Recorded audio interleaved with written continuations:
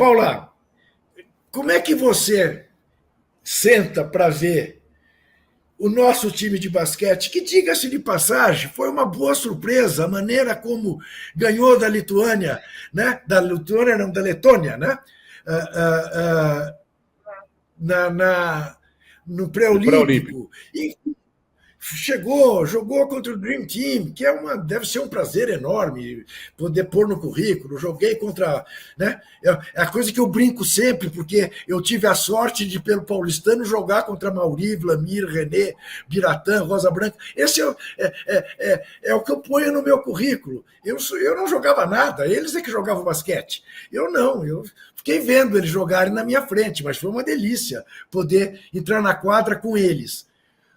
Você, quando senta para ver um jogo desse, no fundo, você tem alguma esperança ou você torce para a diferença ser pouca?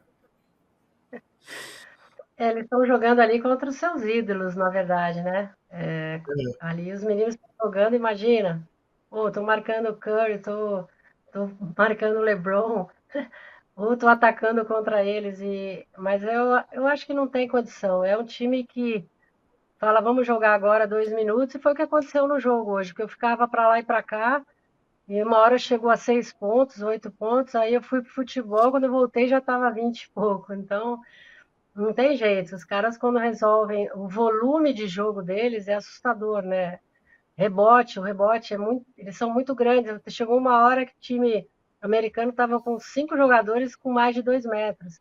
Então, assim, é complicado você jogar. E o volume é grande, e o revezamento entra um melhor que o outro, imagina. Então, não tem jeito. Nunca achei que o Brasil fosse ganhar hoje, não. Agora, eu queria emendar, Juca, falando de É. basquete, perguntando a Paulo, qual o futuro do basquete feminino do Brasil? É muito complicado, viu, o Trajano? Porque a gente cada vez mais temos menos jogadoras em atividade. A gente tem um problema dessa reposição de jogadoras, de começar já a formar uma nova geração.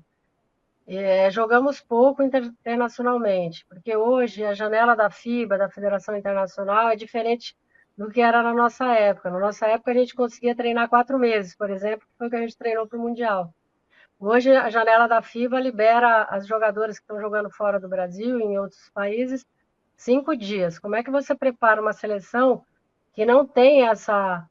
Eu acho que as meninas bateram na trave agora em Belém, na classificação no pré-olímpico, né? Perderam da Alemanha, senão estariam classificadas. Mas é diferente desses países europeus que estão toda hora se enfrentando. Eles jogam a Copa Europa, eles jogam muito mais que o Brasil. Então, a gente tem as mesmas dificuldades de sempre, né? Quantidade de atletas, formação, a base. A gente tem uma liga, mas a gente muitas vezes não tem as equipes da liga, não tem as equipes de base. Então, uma coisa chama a outra e a gente fica sempre dependendo da sorte, às vezes, nessas competições internacionais.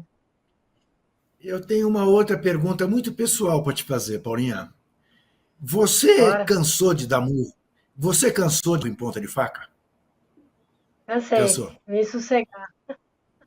Tá, Eu tá. cansei, eu acho que nesse bate-papo que a gente fez na Casa UOL essa semana passada, teve uma pergunta quase no final, assim, que a gente estava falando sobre o sistema esportivo do Brasil, que, na minha opinião, eu acho super, falida, né? Sim, A gente tem sim. o Comitê Olímpico, tem as confederações e as federações. Quando você abre esse leque para as federações, pouquíssimas trabalham, pouquíssimas fazem o que tem que fazer. Então, teve uma pergunta lá, mas você não acha que isso tem que vir de cima para baixo, né, para a gente tentar mudar esse sistema? Eu disse, olha, não sei se eu vou te deprimir, mas eu respondi para a pessoa, mas hoje a gente está com o Fufuca lá, está com a Isiane, que inclusive estava lá no bate-papo. Daqui a 5 meses eu não sei quem vai estar lá. Então, enquanto a gente não enxergar um país, eu falo não só de esporte, com seriedade, né? E não ser uma barganha política, e não ser o Ministério do Esporte o último orçamento de uma pasta, e não ser pessoas que não têm conhecimento, que não se prepararam para estar lá, e não estudaram, não são não sabem de políticas públicas, eu acho que a gente sempre vai estar fazendo debates e discutindo sempre as mesmas coisas. Então, eu cansei mesmo, eu cansei mesmo. Eu acho que chega uma hora que eu falei, vou viver minha vida, vou. A ampulheta vira, né? Começa a ir mais rápido. E eu busquei sossegar. Graças a Deus eu me preparei para isso. Não dependo de ninguém para viver. E vivo com dignidade, com tranquilidade, posso tomar essa decisão, né? De não querer participar de mais nada. Isso para mim é claro. Adaptando a música do Cleiton e Cledi, vou para Porto Alegre, tchau. A Paula fez, vou para Santo André, tchau. E nós somos testemunhas, né, Trajano e eu, do quanto esta menina lutou para que a gente tivesse uma verdadeira política esportiva, e é isso mesmo. O Ministério do Esporte virou objeto de barganha, em nome da governabilidade. Quer dizer, na hora que você tem uma Ana Moser, fica lá 30 dias, 40 dias e tiram, porque, enfim, precisa contentar o Centrão. É um absurdo, é um absurdo. E nós, é um país de 2024 anos, que até hoje, não, 2024 não, de 1500 para cá, 724 anos, que até hoje não sabe o que quer ser quando crescer em matéria de esporte. Até hoje não foi capaz de implantar uma verdadeira política esportiva. E isso passa necessariamente pelas escolas. Ô Zé Trajano, e o voleibol feminino, Zé Trajano? Que graça! Zé Roberto Guimarães é um gênio, esse cara. De novo, ele põe um time nas finais. É o grande. Olha, a gente fala, claro, eu acho que o grande nome, não vou dizer o grande, mas um dos maiores nomes do esporte brasileiro é o Zé Roberto Guimarães, que acabou de completar 70 anos agora, semana 70 passada. 70 anos. Ele é tão vitorioso que ele já foi campeão olímpico com o time masculino e com o feminino. A maneira que ele lida com esse time feminino há anos. Você vê, o time feminino não foi para a abertura da Olimpíada. Se preservou, né? Ele limita o uso de celular, mas ele não impõe do jeito como um ditador. Ele coloca, as meninas entendem bem o que ele quer e está fechado. Esse é um time que dá orgulho. Não foi tão bem assim, foi bem, mas perdeu na final da Liga. Mas eu acho que dá gosto de ver o entusiasmo, a raça, o empenho. Eu estou torcendo muito para que elas fiquem com ouro, a nova geração. Tem algumas veteranas. E essa Gabi, cá entre nós, essa aí é inacreditavelmente fora de série. Uhum. E o Zé tem uma qualidade, né, que é a humildade dele, né? O Zé, e ele sabe como lidar com as meninas, ele sabe do jeitinho dele, né?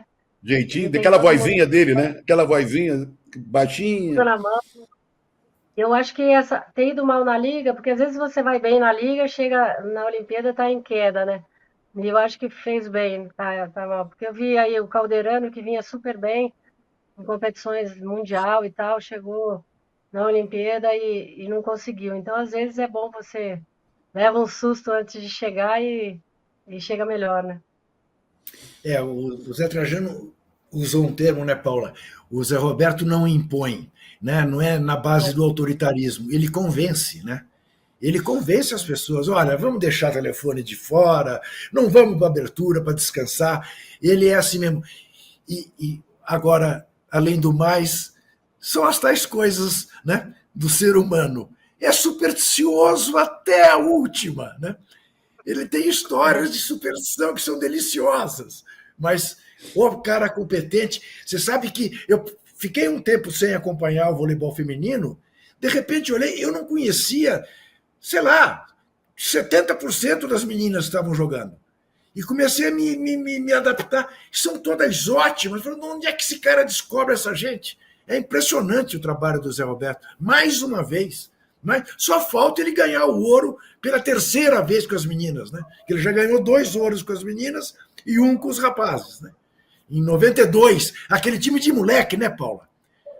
Ele Lembra? sabe o caminho, né? Ele sabe o caminho, porque na primeira Olimpíada que a gente foi também, a gente tinha 8 equipes, a gente ficou em 7º.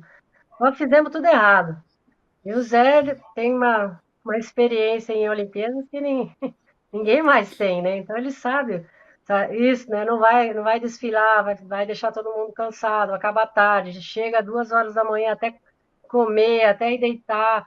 É um desgaste que é uma delícia estar lá, mas é um desgaste às vezes desnecessário para quem está com foco de buscar medalha, né? Então, acho que ele sabe todos os caminhos que levam ao sucesso. Bom, olha aqui. Eu queria lembrar, tocar Zé Trajano, te ouvir a respeito da tristeza que foi a notícia da morte do Adílio, câncer de pâncreas, que é brutal, né? Não dá chance para ninguém, e o trauma que isto causa, né, na torcida do Flamengo, porque foi dos maiores jogadores da história do Flamengo, né, Zé? É impressionante a repercussão. O que eu vi de Isso. mensagens de as pessoas se referindo ao Adílio com maior carinho, com saudade, com tristeza. Porque ele foi grande, né? Ele pegou um Flamengo grandioso, campeão do mundo com o Flamengo.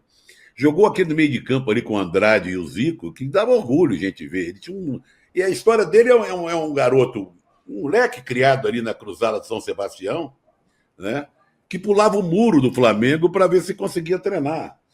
E o torcedor do Flamengo fez muitas homenagens a ele esses 2 dias, com o número 8 eternizado, né? Mas ele vinha adoentado já faz algum tempo, já havia uma expectativa ruim em relação a isso, mas ele foi muito homenageado, muito lembrado. Agora, foi um dos grandes jogadores da história do Flamengo. Querido Adílio, campeão do mundo, com a camisa número 8 do mundo. Eu vi uma entrevista do Andrade dizendo o seguinte, né? Agora eu não sei como vai ser, porque com muita frequência as pessoas me chamam de Adílio, da mesma maneira que o chamavam de Andrade. Será que vão continuar me chamar de Adílio? Ele falando da relação dele e de irmão que ele tinha com Adílio. Fiquei muito chocado. Eu te confesso que eu não sabia que ele estava doente. Tomei um baita susto quando vi a notícia da morte desse grande jogador de futebol.